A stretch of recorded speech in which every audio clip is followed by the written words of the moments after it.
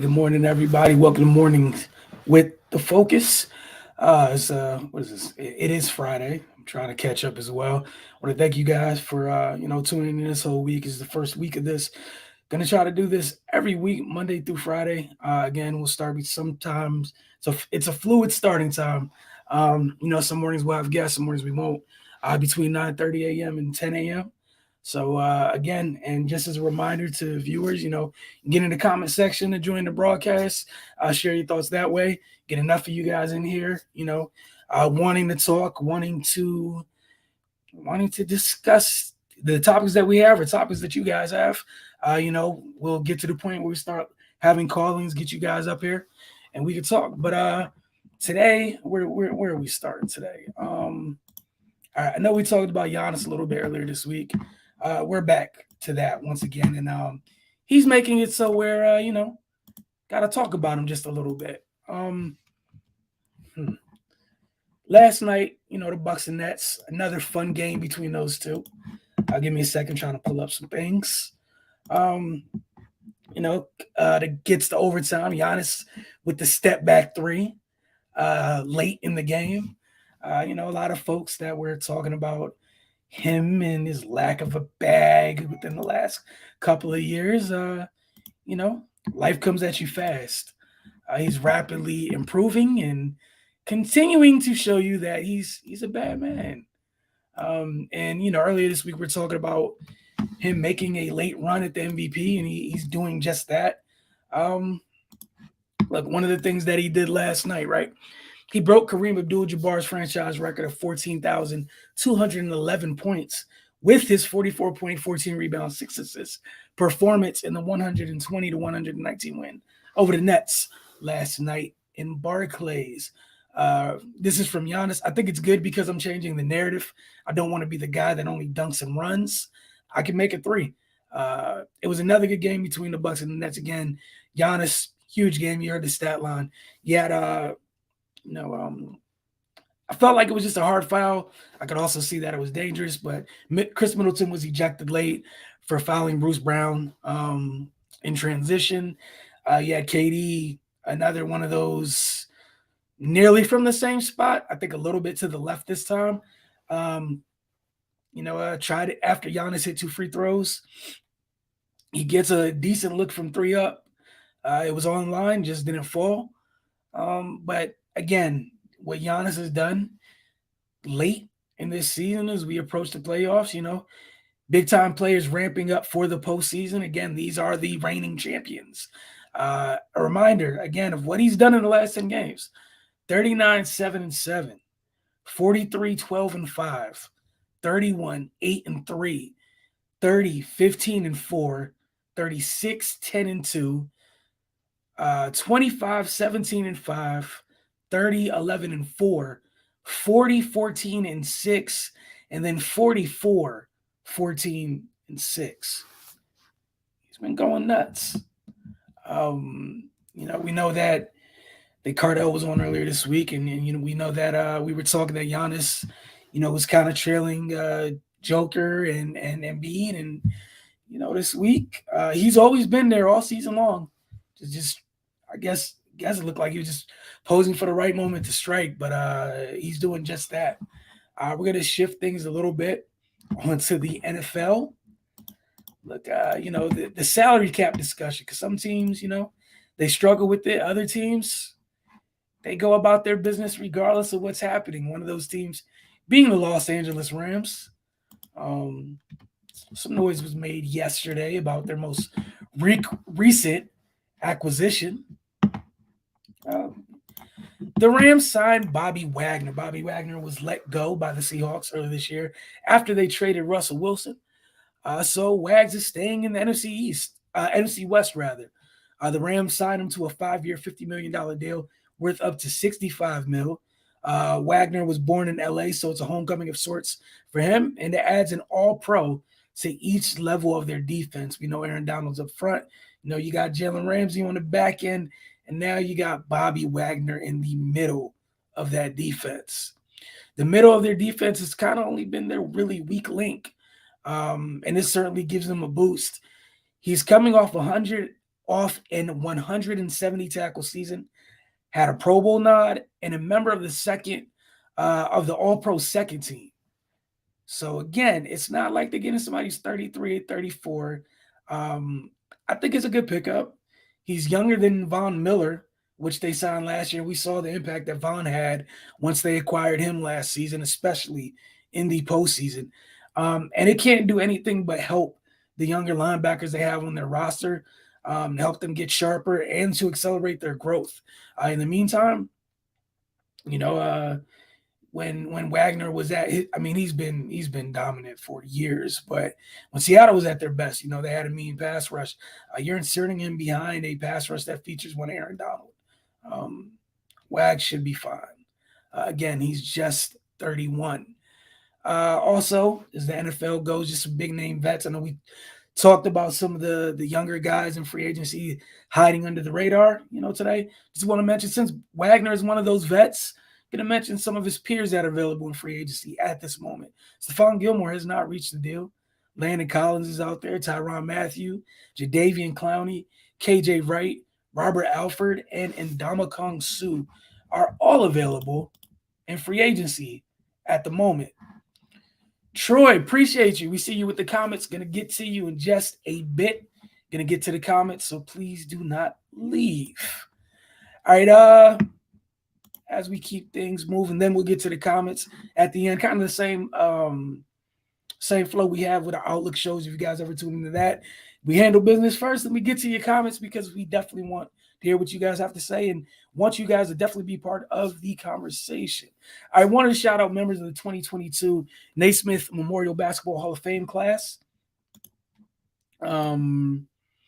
16 the full 16 member list will be announced on Saturday, but 5 members were announced or leaked, however you want to call it, per an athletic report yesterday. Swin Cash, 3-time WNBA champ, 4-time All-Star, 2-time gold medalist. She's currently an executive with the New Orleans Pelicans.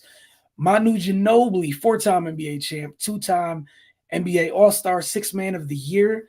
We got Tim Two-Step Hardaway, 5-time NBA All-Star, 5-time All-NBA selection, including an All-NBA first team nod in 97. George Karl coached 5 teams in 27 seasons. In 22 of those seasons, his teams reached the postseason.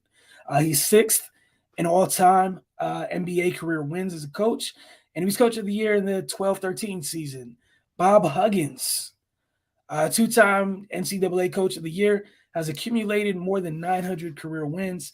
And just a reminder this weekend for your viewing pleasure, you got the women's Final Four tips off tonight, Louisville, South Carolina at 7 p.m., UConn, Stanford at 9:30 p.m., both games on ESPN. Tomorrow night on the men's side in the men's Final Four, you got Kansas, Villanova at 6:10, and then North Carolina, Duke at 8:50. All right, let's get to these comments. Troy, appreciate you.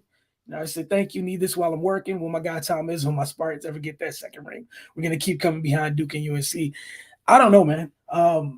College basketball is just so weird, especially with the transfer portal. Because, once upon a time, in the old days, I remember I was old enough to remember when it was just literally just off your recruiting class. Now, your recruiting class is great, but a lot of these teams, what you do in the transfer portal is kind of huge. It can really give your team a boost. This year is kind of weird where we see we got an all blue blood Final Four. Feel like we haven't had this in quite a bit in terms of all 4 teams being that caliber. And as for Michigan State, I'm never going to count Michigan State out of anything. But, obviously it's not this year. See what it looks like next year. So glad we don't have to see Troy Reader out there. Niners almost made a Super Bowl off him out there, lost. I mean, this is true. Again, they understood the weak part of their defense. They got to see, they know exactly what they're facing within their division. San Fran has some success against them recently. The Rams got them out the way, and the game that mattered most, they met 3 times last year. San Fran got 2 of their 3 wins, but the Rams got the most important win, the one in the NFC Championship game, and that's all that really matters. If you're a member of the Rams or a Rams fan, but yeah, I definitely give them credit for acknowledging a weakness and addressing it. Wags is going to shore up the middle of that defense, and he's familiar. You got somebody within the division, so it's not like you have to. Obviously, he'll have to get used to, the Rams' defensive philosophies or whatnot. But he's familiar with the Niners, if not more so than some Rams players are. He's been in this division this entire time. So think of the wealth of information he gets to share, not only with his teammates, but the D coordinator from what he's seeing being in Seattle, ways that Seattle has dealt with some of the things that San Francisco does, et cetera. So I think it's a huge pickup. I'm definitely not mad at it at all. All right, gonna hang around just a little bit, give you guys some more time if you wanted to add any more comments. If not, we'll close out. But again, appreciate you guys tuning in. This week, again, gonna get to doing this each and every week, Monday through Friday. I expect more comments as the NBA playoffs begin, and obviously, next week because the top of the week, national championship games after this. And no, Troy, you don't have to chill out on the comments. It is up to you. When you're done commenting, you're done commenting. I'm not going to tell you to chill out. So again, it's a discussion. If you're the only one in here that wants to talk, that's fine. I'm here, for about an hour or so. Not that we're going to hour today, but hey, I chill out on the comments after this one, but wasn't online earlier this week. Shout out to UConn NC State women put on a show. Basketball at a high level. Yes, sir, indeed. Talked about that. I want to say the first show this week. The Elite Eight on the women's side. What was it? Yeah, the Elite Eight on the women's side was spectacular. The NC State UConn game was great. Shout out to NC State. I'm sure they have some decisions West Moore may regret, some things they would have done differently, but they were right there. They've been a good team. They were a good team last year. They were a good team this year. I'm interested in seeing. They had Diamond Johnson who transferred over. I know a lot of people, including myself, were kind of surprised that she didn't get, minutes late in that game, especially with it going 2 extra periods, and especially with what she brings to the table. It felt like she was one of the only Wolfpack guards that could really break down Connecticut perimeter defenders and get to wherever she wanted to go, whenever she wanted to go there. And she's a bucket. It felt like they could have used her at times, but I can't question it too much. They executed plays late to force OT, force a second OT. It's just I feel like just some missed opportunities for Connecticut. You saw, and again, I'm not going to go too much into it because we talked about it earlier this week. But Kristen Williams came out through the first punch for them. Dorka was huge before she hurt her wrist. AZ Fudd, looking like that's what you want your number one overall recruit in the nation to do. Step up in big moments. She played a big role in that game as well. And then we also what Paige ended up doing as the game went on. It was fun watching the bigs just battle on both sides in that game. And I expect the Final Four games to be fun as well.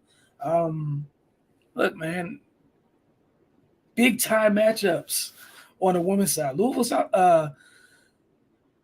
South Carolina is going to be fun. Obviously, someone has to deal with Aaliyah Boston, and Louisville's defense has been one of the better units in the in women's basketball this year and women's college basketball this year. They turn the ball over. They badger people. Their press it's crazy. They have shooters. They have depth up front. But again, South Carolina, it's going to be fun. South Carolina has depth up front. And, the best player in the country as well. So we're going to see how that goes. The UConn Stanford side, look, man, they got Cam Brink down there. So Aaliyah Edwards and Olivia Nelson-Adota will be called upon again with a very tough task. They're deep up front as well to deal with a talented Stanford front court. And then, in the back court and on the wings, I expect them to go at it. I expect 2 very good games tonight and, an even better national championship game on the women's side. But yeah, that game was everything that makes women's college basketball fun. So again, I'm hoping for two great games tonight, a great championship game, regardless of who wins. And then, days after that, ready to see who ends up wearing the WNBA draft the following week.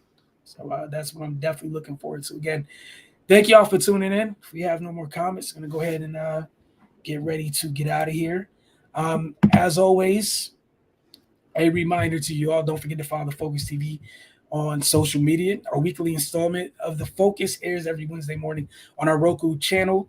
If you have a Roku television or device, all you got to do is go in the search box, type in The Focus TV, the app will pop up, download it. There you go.